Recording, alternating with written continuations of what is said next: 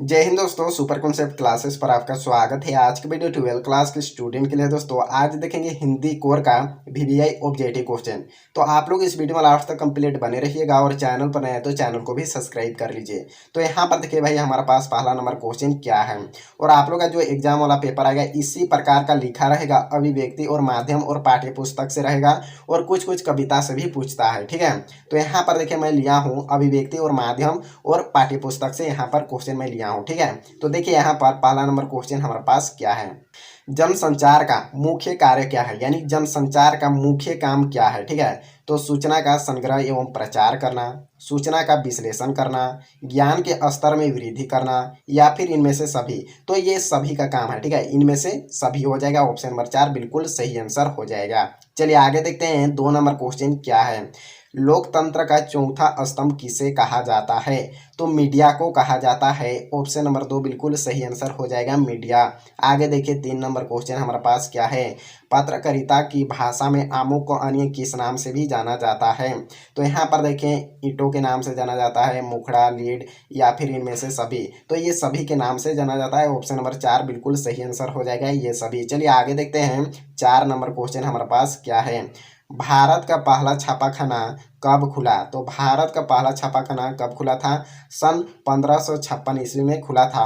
Option number 2 बिल्कुल सही answer हो जाएगा। चलिए आगे देखते हैं 5 नंबर क्वेश्चन हमारे पास क्या है। तुरंत घटी घटनाओं का संचालन जनसंचार के किस माध्यम से संभव नहीं है। तो समाचार पत्र के माध्यम से। देखिए अगर कोई भी घटना घटती है, ठीक है, मान के चलिए आज घटना कोई घटी, ठीक है, तो आप लोग को समाचार पत्र में यानी कल देखने को मिलेगा, ठीक है, एक दिन बाद में देखने को मिलता है।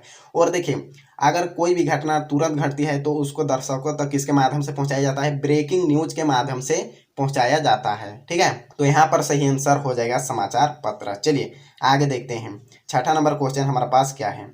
इंटरनेट पत्रकारिता को और किस नाम से जाना जा सकता है। तो ऑनलाइन पत्रकारिता, साइबर पत्रकारिता, वेब पत्रकारिता या फिर इनमें से सभी। तो ये सभी के नाम से जाना जाता है। ऑप्शन नंबर 4 बिल्कुल सही आंसर हो जाएगा। चलिए आगे देखते हैं 7 नंबर क्वेश्चन क्या है। फ्रीलांसर पत्रकार का अर्थ है। तो क्या अर्थ है, ठीक है, तो स्वतंत्रता पत्रकार हो जाएगा। यहाँ पर ऑप्शन नंबर 1 बिल्कुल सही आंसर हो जाएगा। चलिए आगे देखते हैं 8 नंबर क्वेश्चन हमारे पास क्या है। संवाददाताओं के बीच काम का विभाजन आमतौर पर किस बात को ध्यान में रखते हुए किया जाता है। तो संवाददाताओं के ज्ञान और रुचि के आधार पर किया जाता है। ऑप्शन नंबर 1 बिल्कुल सही आंसर हो जाएगा। चलिए आगे देखते हैं 9 नंबर क्वेश्चन हमारे पास क्या है।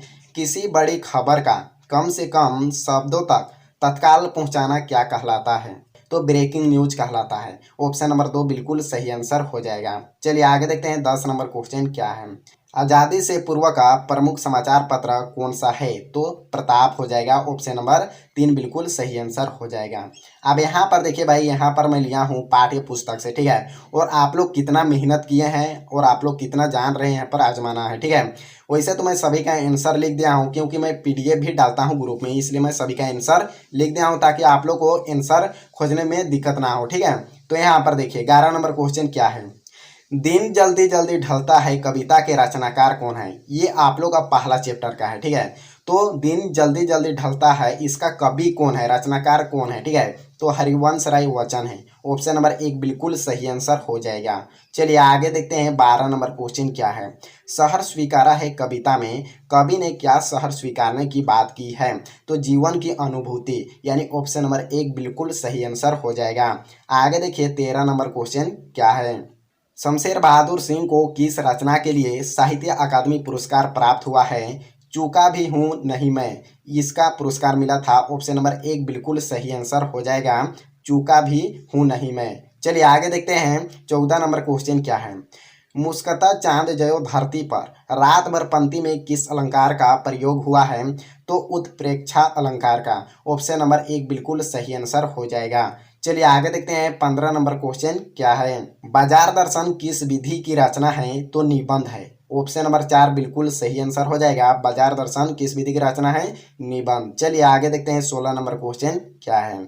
लूटन के माता पिता उसे कितने वर्ष की वायु में अनाथ बनाकर चले गए। तो 9 वर्ष के वायु में। ऑप्शन नंबर 3 बिल्कुल सही आंसर हो जाएगा। चलिए आगे देखते हैं 17 नंबर क्वेश्चन क्या है। काले मेघा पानी दे संस्मरण के रचनाकार कौन है, यानी काले मेघा पानी दे के लेखक कौन है, ठीक है। तो धर्मवीर भारती है। ऑप्शन नंबर 1 बिल्कुल सही आंसर हो जाएगा। आगे देखिए 18 नंबर क्वेश्चन हमारे पास क्या है, बाजार की सरकता किसमें है। तो देखिए यहाँ पर आवश्यकताओं की पूर्ति करने में। ऑप्शन नंबर 3 बिल्कुल सही आंसर हो जाएगा। आगे देखिए 19 नंबर क्वेश्चन हमारे पास क्या है, अंबेडकर किस समाज को आदर्श मानते हैं। तो स्वतंत्रता, समता, भ्रातृता आधारित, तो इस सभी को क्या मानते हैं, आदर्श मानते हैं, ठीक है। तो यहाँ पर देखिए ऑप्शन नंबर 1 बिल्कुल सही आंसर हो जाएगा। चलिए आगे देखते हैं 20 नंबर क्वेश्चन हमारे पास क्या है, बाजार का जादू उतरने पर क्या अनुभूति होती है। तो मनुष्य इच्छा मुक्त हो जाता है। ऑप्शन नंबर 4 बिल्कुल सही आंसर हो जाएगा। आगे देखिए 21 नंबर क्वेश्चन हमारे पास क्या है, यशोधर बाबू अपने परिवार के सदस्य के साथ तालमेल क्यों नहीं बैठा पाते हैं। तो यहाँ पर देखिए आंसर क्या है, क्योंकि उनकी सोच में नए विचार निरर्थक हैं। तो ऑप्शन नंबर 1 बिल्कुल सही आंसर हो जाएगा। चलिए आगे देखते हैं 22 नंबर क्वेश्चन क्या है, सिल्वर बेडिंग कहानी के लेखक कौन है। तो मनोहर श्याम जोशी हो जाएगा। ऑप्शन नंबर 2 बिल्कुल सही आंसर हो जाएगा। चलिए आगे देखते हैं 23 नंबर क्वेश्चन हमारे पास क्या है, सिल्वर बेडिंग में शादी के कितने वर्ष होने की चर्चा की गई है। तो 25 वर्ष। ऑप्शन नंबर 3 बिल्कुल सही आंसर हो जाएगा। आगे देखिए 24 नंबर क्वेश्चन क्या है, जूझ किस विधि की रचना है। तो यहाँ देखिए जूझ का मतलब होता है संघर्ष होता है, क्या संघर्ष होता है, इसको भी आप लोग याद रखिएगा। और जो ये पाठ लिया गया है ये आनंद यादव, ठीक है, जो आप लोग का वितान पाठ है, जूझ पाठ है, उसी का है ये, ठीक है। तो यहाँ पर देखिए भाई जूझ किस विधि की रचना है, तो आत्मकथा है। ऑप्शन नंबर 1 बिल्कुल सही आंसर हो जाएगा। वहाँ पर बताया गया है आनंद यादव के जीवन के बारे में।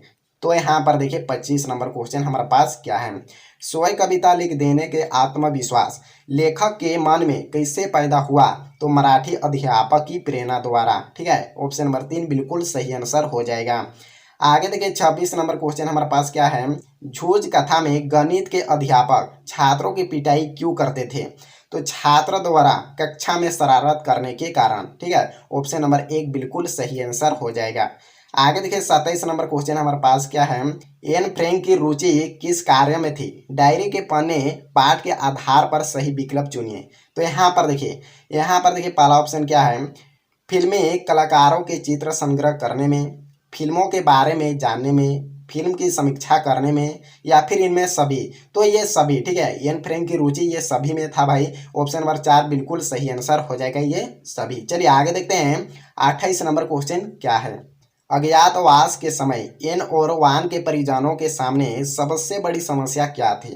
तो अपना समय कैसे काटा जाए, यानी ये लोग छुप के 2 वर्ष यानी छुप के बिताए थे, युद्ध चल रहा था उस टाइम, ठीक है। चलिए आगे देखते हैं 29 नंबर क्वेश्चन क्या है, हिटलर के शासन में यहूदियों के लिए क्या पहनना आवश्यक था।